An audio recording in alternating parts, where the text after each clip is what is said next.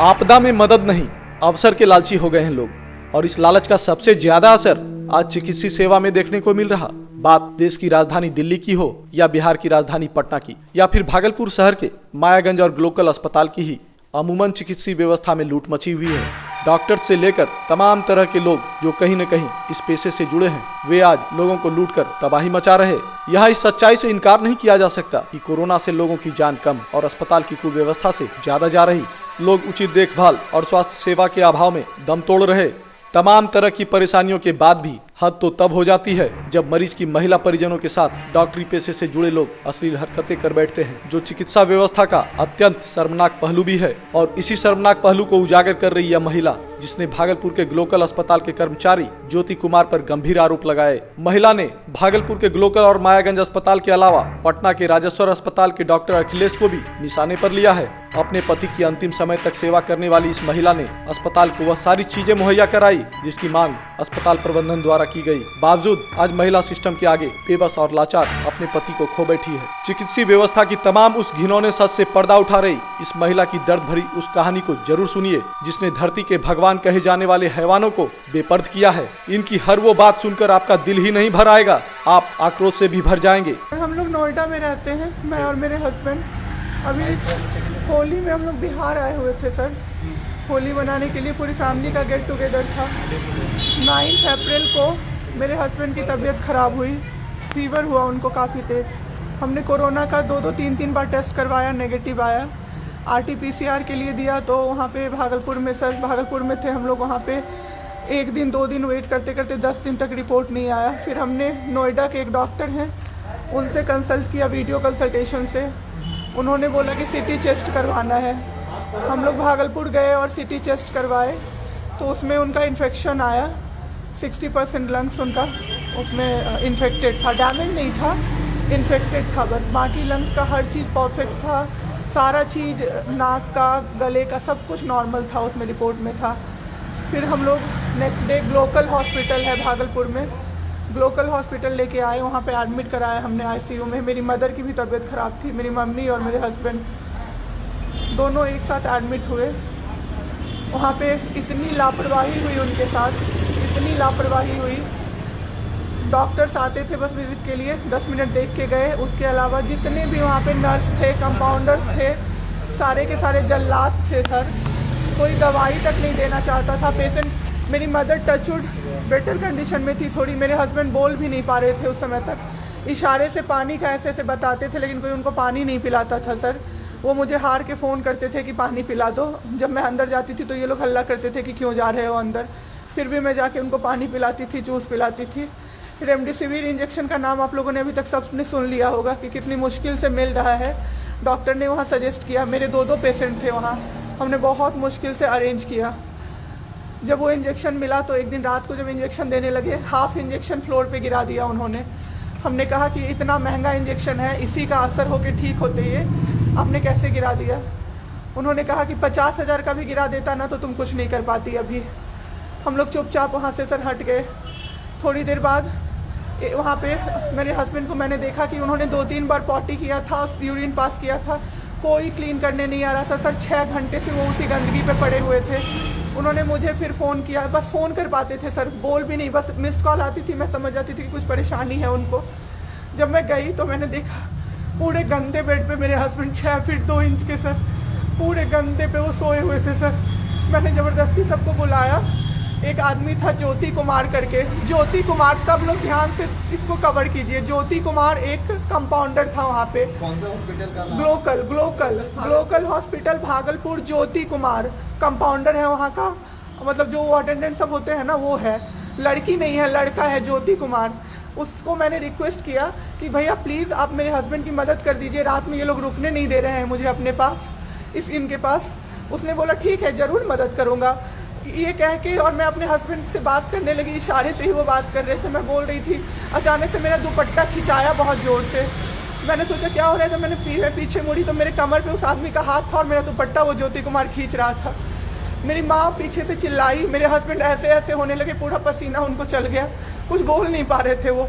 जब हम लोग ठीक थे ना मैं बाहर निकलती थी ना, कोई मुझे ऐसे देखता था ना नॉर्मली ही, तो कहते थे आंख निकाल लूंगा, क्या सोच के इसको देख रहे हो। और मेरे हस्बैंड उस दिन बेड पे पड़े हुए देखते रहे कि मेरी वाइफ का कोई दुपट्टा खींच रहा है। और जब मैंने उस आदमी को देखा ना तो वो मुस्कुरा रहा था। मैंने ऐसे दुपट्टा खींचा और मैं कुछ नहीं बोल पाई डर से कि मेरे हस्बैंड यहाँ पे है, मेरी माँ यहाँ पे है, ये लोग कुछ कर देगा। इस डर से मैं कुछ नहीं बाहर निकली। मैं बाहर निकल के मैं दम से बैठ गई। वो आदमी मेरे पास फिर आया, मुस्कुरा के बोला मैं ध्यान रखूंगा। मैंने बोला ठीक है भैया, आप ध्यान रखना। मैंने कुछ नहीं बोला उसको, कुछ भी नहीं। 2-3 दिन बाद ऐसे ही कोई सुविधा नहीं, कुछ नहीं। मेरे हस्बैंड की तबीयत उस दिन से बिगड़ी जब रात के 2 बजे में मेरी मदर के बगल वाले बेड पे एक अंकल, मास्क उनका हट गया था और वो अंकल चिल्ला चिल्ला के नर्स को बुला रहे थे। और मेरी मम्मी चिल्ला रही थी जल्दी आइए ये मर जाएंगे, जल्दी आइए ये मर जाएंगे। कोई नहीं आया और अंकल ने दम तोड़ दिया। ऐसे 3-4 लोग उस 2-3 दिन के अंदर दम तोड़े हैं बिना केयर के, बिना नर्स के आए। सारी नर्स टेबल कुर्सी लगा के सो जाती थी, कहती थी पागल हो गए हैं हम ही, अब मर जाएंगे इस कोरोना के चक्कर में, अब तो क्यों जॉब कर रहे हो, छोड़ दो, आपकी जगह कोई और आ जाएगा। उसके बाद वहाँ से बाई पैप वहाँ उस हॉस्पिटल में नहीं अवेलेबल था। मेरे हस्बैंड की तबीयत एक दिन बहुत ख़राब हो गई, उन्होंने मायागंज रेफ़र कर दिया, भागलपुर मायागंज हॉस्पिटल। हम लोग जब भी मायागंज आए, मायागंज की और हालत ख़राब। ICU में 4 बेड था। मेरे हस्बैंड के बगल वाले बेड पे 4 लोग 6 से 7 घंटे में 4 लोग ख़त्म हुए। क्यों ख़त्म हुए? वो नर्स को बुला रहे थे, सिस्टर आ जाओ, दिक्कत हो रही है, दिक्कत हो रही है, और सिस्टर नहीं आती थी। एक अंकल तो बुलाते बुलाते उलट के गिर गए, पूरा सर फूट गया, ब्लड और मर गए वो अंकल वहीं पे। इतना मेरे हस्बैंड डर गए। शाम होते होते मेरे हस्बैंड की तबीयत अचानक से ख़राब होने लगी, पूरा ये सब ड्राई हो गया, एक लेयर वाइट कलर का जम गया उनके ऊपर, बहुत ज़्यादा तबीयत ख़राब हो गई। हम लोगों को समझ भी नहीं आ रहा था कि हो क्या रहा था। अचानक से मेरे दिमाग में आया ना, डॉक्टर को कम से कम 5-6 बार मेरी बहन बुलाने गई है, क्योंकि कोई डॉक्टर था ही नहीं ड्यूटी। कब हुई आपके हस्बैंड की डेथ? परसों। सुनिए मेरी बात, पहले पूरी कहानी मेरी सुनिए। मेरी बहन 5-6 बार गई है बुलाने डॉक्टर को मायागंज में, तो डॉक्टर क्या कह रहे हैं, यार रात में भी सोने नहीं दोगे, रात में भी सोने नहीं दोगे। जब हमने देखा जाके सर, तो लाइट ऑफ, इमरजेंसी के नाइट डॉक्टर्स का लाइट ऑफ, और सब नीचे बिछा के मूवी देख रहे हैं और सो रहे हैं, और दरवाज़ा तक नहीं खोला सर। मेरे हस्बैंड की ऐसी हालत हुई, जब मेरी दीदी बहुत जाके चिल्लाई तब एक डॉक्टर आए वहाँ से, तो उन्होंने देखा क्या कि मास्क, उन्होंने ऐसे मास्क लगा होता है ना, उसमें एक ऑक्सीजन सप्लाई का पाइप होता है ना, वो पाइप ही नहीं लगाया था सर, बस मास्क लगा के छोड़ दिया था, ऑक्सीजन सप्लाई आ ही नहीं रहा था। जब बहुत कम हो गया तब वो डॉक्टर आए और पाइप लगाया, मेरे हस्बैंड तुरंत भी जिंदा हो गए। उसी दिन से उनके दिमाग में वो ऑक्सीजन की किल्लत का डर बैठ गया सर। बहुत 7 घंटे बिना ऑक्सीजन के रहे सर, लड़ते रहे। फिर उस दिन इतना वो डर गए, वो बोले नहीं अब हमको कहीं बाहर लेके चलो। दिल्ली में सर हमने बेड का किया, बहुत पता नहीं था, दिल्ली में कहीं भी जगह नहीं था। हम पटना आए, राजेश्वर हॉस्पिटल में सर पटना आए। यहाँ पे इन्होंने कहा ICU में अटेंडेंट नहीं अलाउड है, नहीं जाओगे आप। मेरे हस्बैंड रोने लगे कि मेरी वाइफ को बस भेज दो, वो रहेगी तो मैं ठीक हो जाऊँगा। इन लोगों ने नहीं अलाउ किया सर। मैंने देखा एम्बुलेंस से हम लोग भागलपुर से पटना आए थे राजेश्वर, रास्ते में उनको 3 बार पॉटी हुई थी सर। उसी गंदे बेड पे उनको 4-5 घंटे राजेश्वर में सुलाया रहा। मैं 10 बार जाके बोली बाहर से कि सर प्लीज़ बेड क्लीन कर दीजिए, वो हम लोग देख लेंगे ना। एक डॉक्टर निकले, मैंने बोला, वो मेरे हस्बैंड अंदर से ना बोल नहीं पा रहे थे, अंदर से ऐसे ऐसे कर रहे थे, बुला रहे थे सबको। मैंने कहा सर वो बुला रहे हैं किसी को बाहर से, तो एक डॉक्टर मुझे कहता है अरे छोड़िए ना, वो छोड़ा तो ऐसे ही बौखला रहा है जब से आया है। मैं उस समय कुछ नहीं कर पाई सर। उसके बाद उनका ऑक्सीजन लेवल जब 37 हो गया, तब मेरे साथ मेरी दीदी थी, मेरे जीजा जी थे और मेरे जेठ थे। तब मैंने अपने जीजा जी से बोला कि अब मेरे से नहीं रहा होगा, मुझे किसी तरह से अंदर भिजवाइए। तब उन्होंने ज़बरदस्ती मुझे अंदर भेजा और 37 से 74 मैंने कर दिया 10 मिनट में। मेरे बाबू का ऑक्सीजन लेवल मैंने बढ़ा दिया। उसके बाद इन लोगों ने मुझे बोला, मैंने बोला सर अटेंडेंट अलाउड है, सारे के अटेंडेंट बैठे हुए थे। तो एक डॉक्टर ने मुझे बोला अटेंडेंट अलाउड नहीं रहेंगे तो कैसे काम चलेगा, सब तो कोरोना से बीमार पड़ रहे हैं, हम लोग कितना देखें, हम लोग क्या मर जाए खांसते खांसते सबको देख के, बैठिए चुपचाप और देखिए। 15 दिन तक सर एक टेबल पे एक लगातार मैं बैठी हूँ। आज 1 महीना पे मैंने ब्रश किया है सर, 1 महीने पे ब्रश किया है मैंने। बाबू को बहुत ठीक कर दिया, इतना स्ट्रॉ लगा के सर, मास्क के अंदर से स्ट्रॉ लगा के बाबू को मैंने जूस, दाल, रोटी सब कुछ पिलाया सर।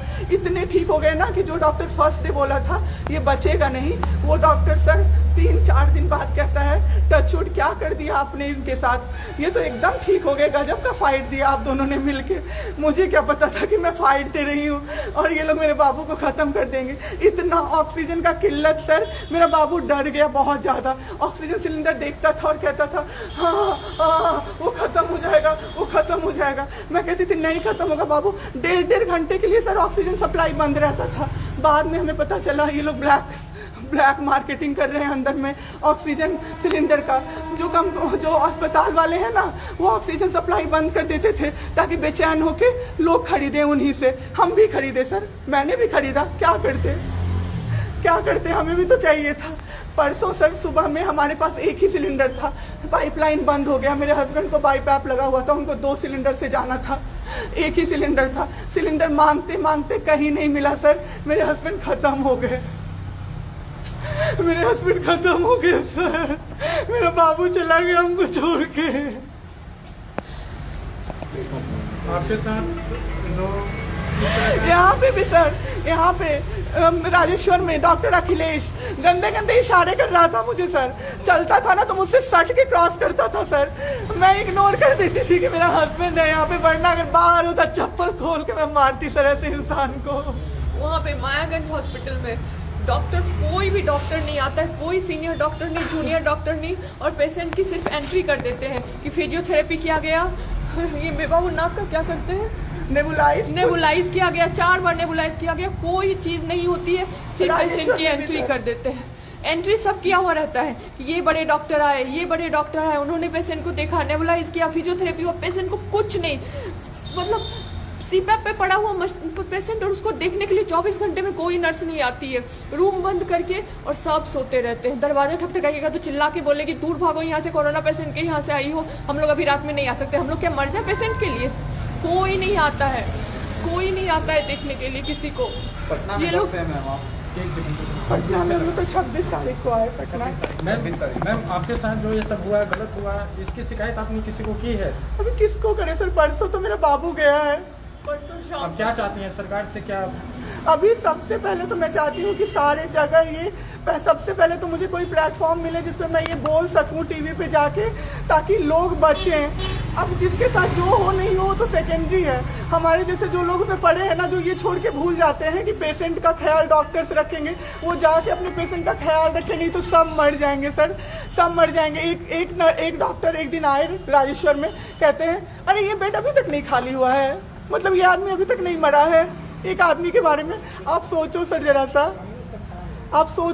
सा। मेरे हस्बैंड को वेंटिलेटर पे नहीं रखा सर, वो शायद बच जाते। और जब मेरी एक फ्रेंड है डॉक्टर, उसने बात की कि आपने वेंटिलेटर पे क्यों नहीं रखा, तो झूठ कह रहे हैं कि फैमिली वालों ने मना किया। हमें कोई सजेशन नहीं दिया, कोई सजेशन पे आप रख सकते हो, कुछ भी नहीं सर। वो बस वेट कर रहे थे कि ये बेड खाली हो।